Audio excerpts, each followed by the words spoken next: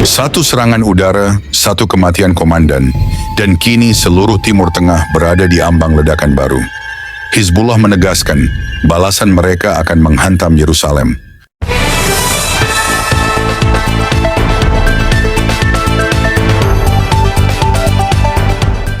Ketegangan kembali meningkat di kawasan Timur Tengah setelah kabar kematian Komandan tertinggi Hizbullah, Jenderal Khalil Al-Murtadah, mengguncang wilayah perbatasan selatan Lebanon.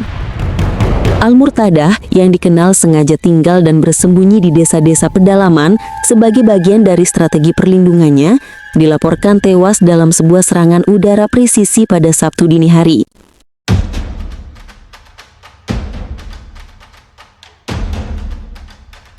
Serangan itu menghantam sebuah rumah batu tua yang selama ini menjadi tempat persembunyiannya, memicu kepanikan di seluruh desa sekitar. Hingga kini, pemerintah Israel tidak memberikan komentar mengenai serangan tersebut, mempertahankan kebiasaan mereka untuk tidak menanggapi operasi-operasi sensitif.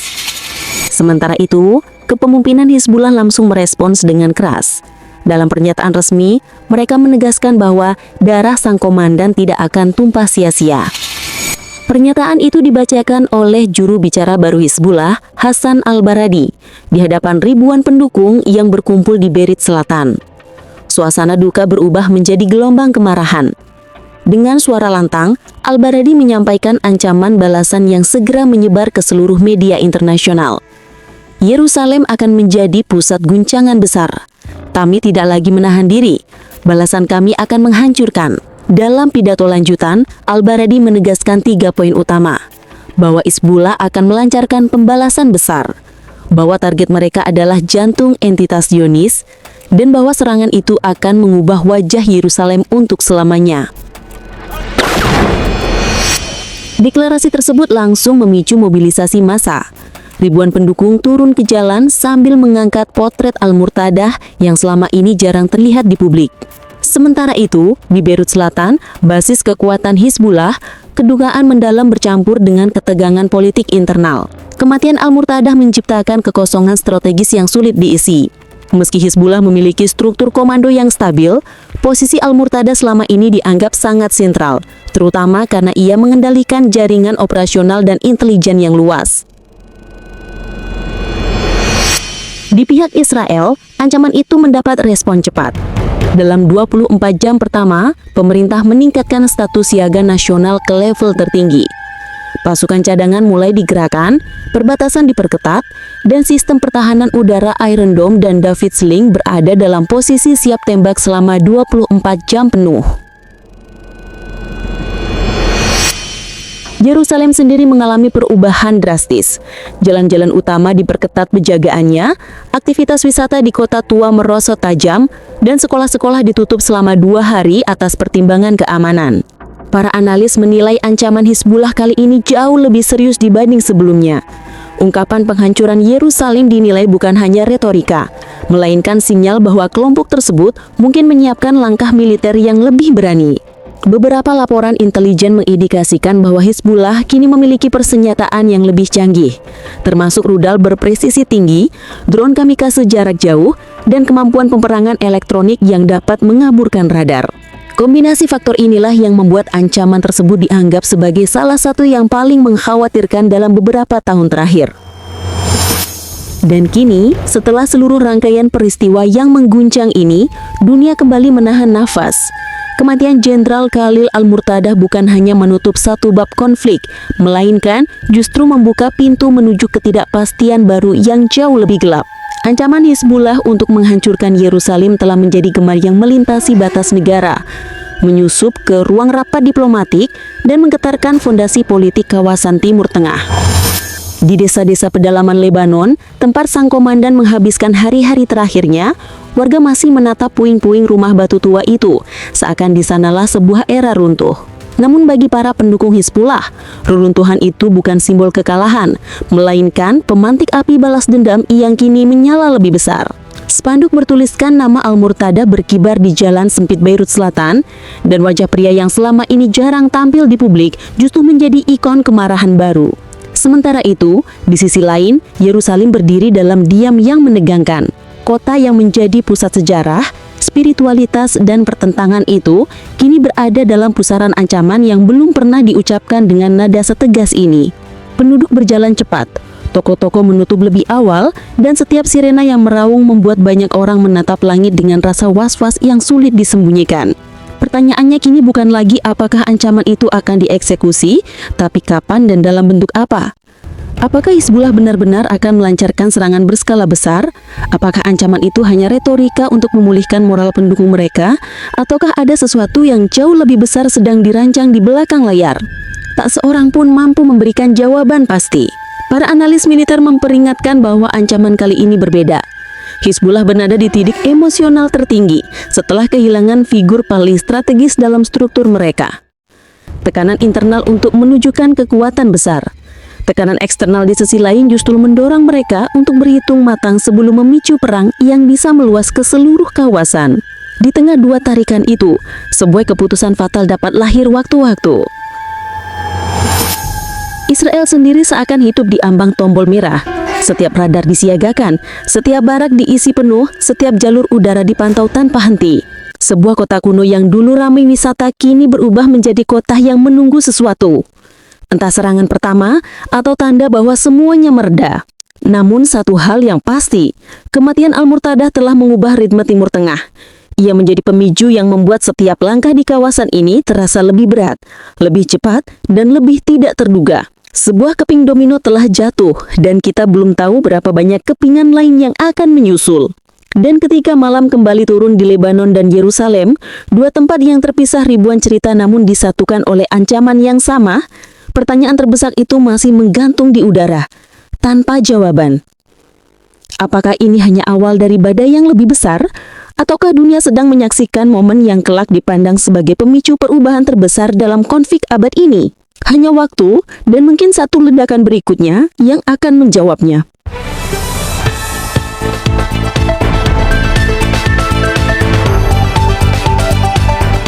Perang, ancaman, dan kemarahan yang berputar di Timur Tengah mengingatkan kita pada satu kenyataan. Dunia ini rapuh. Satu kematian dapat mengguncang bangsa, satu ancaman dapat membuat kota besar menahan napas. Namun di tengah hiruk-pikuk itu, firman Tuhan berbicara dengan suara yang berbeda. Lebih tenang, lebih dalam, dan lebih berkuasa daripada teriakan perang manapun. Ketika manusia menjawab luka dengan balas dendam, Tuhan menunjukkan bahwa kekuatan sejati bukan pada kemampuan menghancurkan, tetapi pada kemampuan menahan diri. Orang yang sabar melebihi seorang pahlawan, dan orang yang menguasai dirinya melebihi orang yang merebut kota. Amsal 16 ayat 32. Yerusalem dalam cerita itu digambarkan tegang, penuh kecemasan, penuh penjagaan. Namun firman mengingatkan bahwa damai bukan muncul dari keadaan yang aman, melainkan dari hati yang percaya. Yang hatinya teguh kau jagai dengan damai sejahtera, sebab kepadamulah ia percaya. Yesaya 26 ayat 3. Saat masa depan dipenuhi pertanyaan dan ancaman, Tuhan tidak meminta kita menebak apa yang terjadi. Ia hanya memanggil kita untuk diam dan percaya. Diamlah dan ketahuilah bahwa akulah Allah. Mazmur 46 ayat 10. Dunia boleh bergejolak, tetapi ketenangan Tuhan tetap mengalir bagi mereka yang mencarinya. Kematian tokoh penting dalam kisah itu juga menjadi pengingat bahwa hidup manusia begitu rapuh. Orang kuat, orang berpengaruh, orang yang dijaga ketat pun dapat hilang dalam sekejap.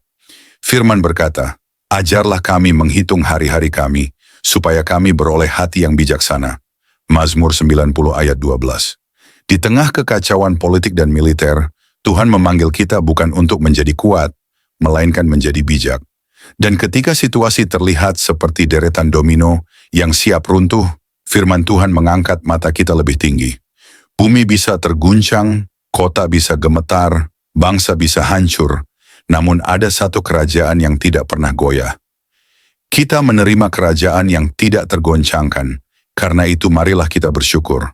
Ibrani 12 ayat 28. Inilah renungan rohani dari sebuah kisah yang penuh ketegangan. Dunia membalas dengan amarah, tetapi Tuhan menawarkan damai.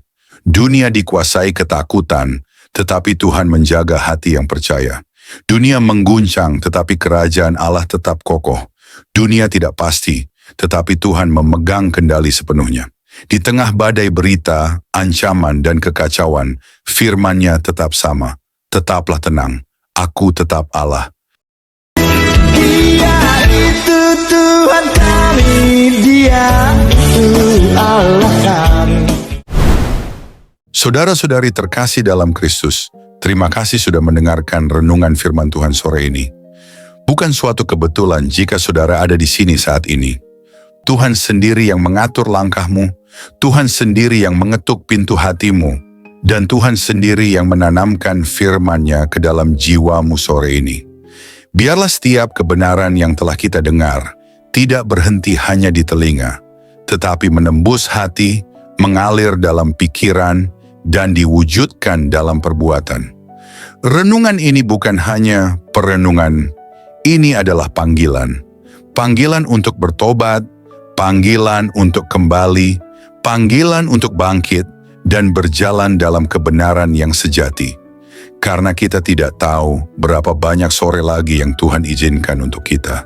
Kita tidak tahu apakah esok masih milik kita. Tapi hari ini, sore ini, adalah anugerah yang tidak boleh disia-siakan. Mungkin ada banyak hal yang belum saudara mengerti, banyak luka yang belum sembuh, banyak doa yang belum terjawab.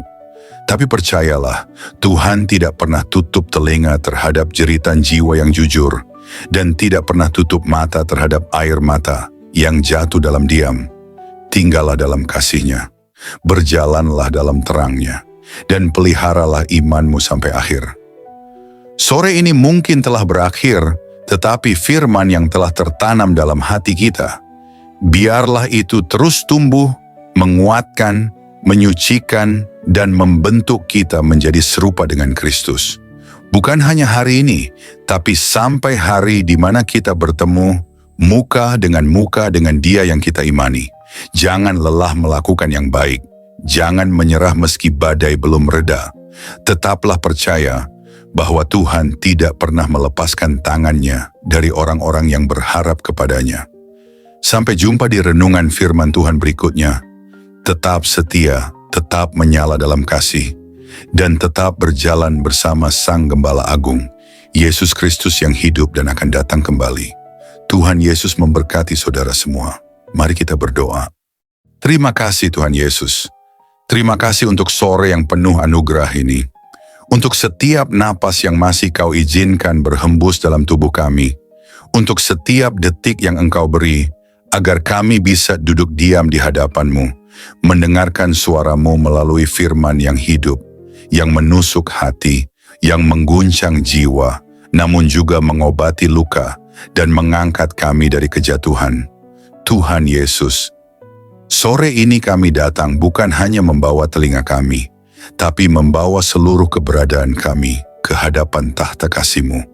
Kami datang dengan hati yang kadang kotor, pikiran yang sering goyah, dan semangat yang mulai padam. Tapi firman-Mu sore ini membangkitkan kami kembali. Engkau berbicara bukan hanya lewat huruf dan kata, tapi lewat roh yang menghidupkan. Kami tahu Tuhan, seringkali kami mengabaikan suara-Mu. Kami terlalu sibuk dengan dunia, terlalu sibuk mengejar yang fana, hingga lupa bahwa Engkaulah sumber kehidupan sejati. Namun hari ini kami diingatkan lagi, bahwa tak ada satu pun dalam dunia ini yang lebih berharga dari hadirat-Mu. Engkaulah mutiara yang mahal, harta terpendam yang layak kami tinggalkan segalanya demi mendapatkannya. Ajari kami untuk mencintai-Mu lebih dari segala yang kami miliki. Terima kasih karena firman-Mu menegur kami, bukan untuk menghancurkan, tetapi untuk membentuk. Karena Engkau tidak membiarkan kami larut dalam jalan yang salah, namun menuntun kami kembali ke jalan yang sempit, jalan salib, jalan pengorbanan, jalan kebenaran. Tuhan Yesus, sore ini kami mengangkat tangan dan hati kami kepadamu.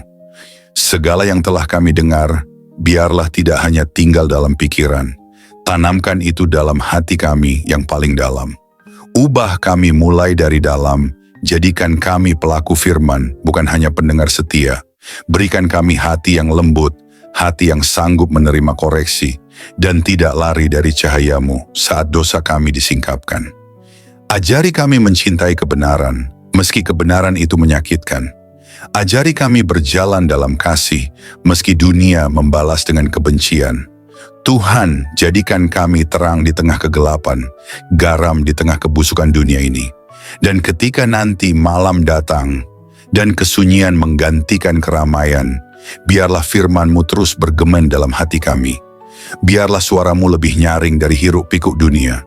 Dan ketika kami tidur malam nanti, biarlah kami tidur dalam pelukan kasih-Mu, dengan hati yang sudah dipulihkan, jiwa yang sudah disegarkan, dan semangat yang kembali menyala untuk berjalan bersama-Mu besok pagi.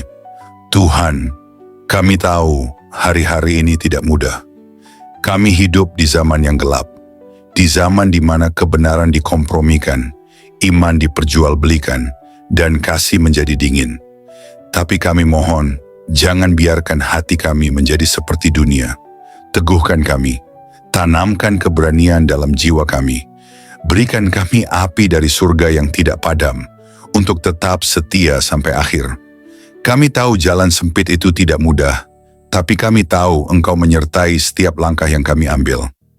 Meskipun air mata kami jatuh, Engkau mengumpulkannya dalam kirbat-Mu.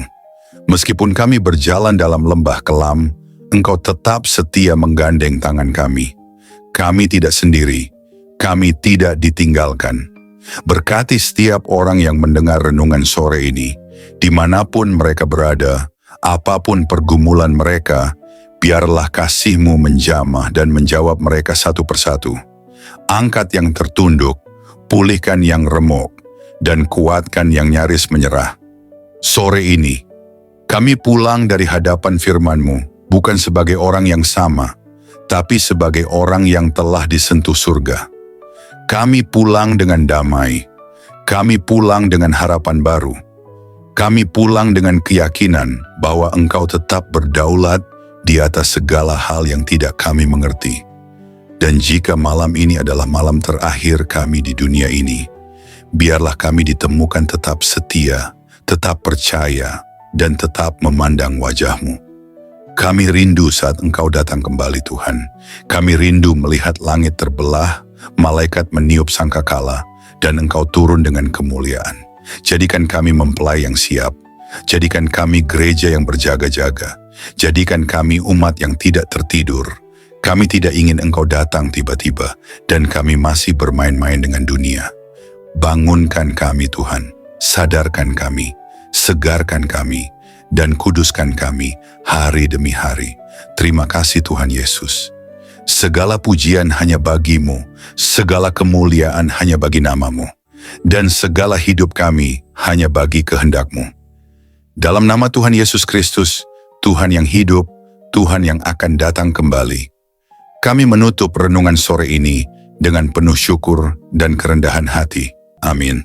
Mari kita berdoa. Bapa kami, Bapa kami yang di sorga, dikuduskanlah nama-Mu.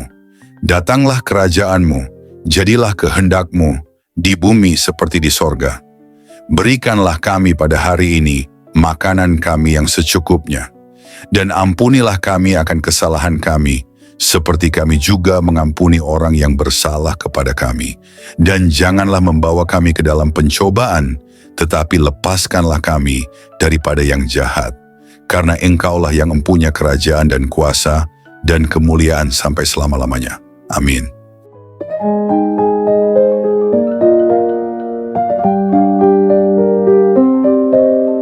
Saudara-saudari terkasih dalam Kristus, terima kasih banyak atas kesetiaan saudara-saudari mengikuti renungan firman Tuhan sore ini sampai selesai. Semoga setiap firman yang telah kita dengar, setiap pesan yang telah menyentuh hati, dan setiap doa yang telah kita panjatkan bersama, sungguh-sungguh menjadi kekuatan dan penghiburan bagi hidup saudara di hari-hari yang penuh tantangan ini. Kiranya firman Tuhan hari ini menanamkan keberanian dan keyakinan dalam hati kita semua, bahwa tidak ada keadaan yang luput dari kuasa Allah.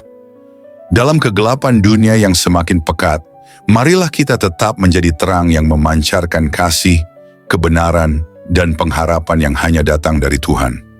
Jangan pernah menyerah, sebab Tuhan berjalan bersama kita, menuntun langkah kita, dan membukakan jalan saat kita merasa terjebak dan buntu. Ingatlah bahwa di setiap pergumulan ada pertolongan Allah yang siap datang, dan dalam setiap tangisan ada penghiburan yang dari surga. Kami mengajak saudara-saudari untuk terus membagikan berkat ini kepada orang-orang yang membutuhkan. Jangan ragu untuk like, subscribe, komen, dan bagikan renungan ini. Dengan begitu, berkat firman Tuhan dapat menyebar luas, menjangkau lebih banyak jiwa yang haus akan kasih dan kebenarannya. Teruslah teguh dan kuat dalam iman, jadilah saksi hidup yang membawa damai dan sukacita dari Kristus dimanapun saudara berada. Jangan lupa untuk tetap membuka hati dan pikiran dalam setiap renungan berikutnya, karena Tuhan masih punya banyak firman yang luar biasa untuk diberikan kepada kita. Sampai bertemu lagi di renungan firman Tuhan sore berikutnya, dengan harapan dan doa agar Tuhan selalu menyertai langkah saudara-saudari semua, melindungi, memberkati, dan menguatkan dalam setiap keadaan. Tuhan memberkati, amin.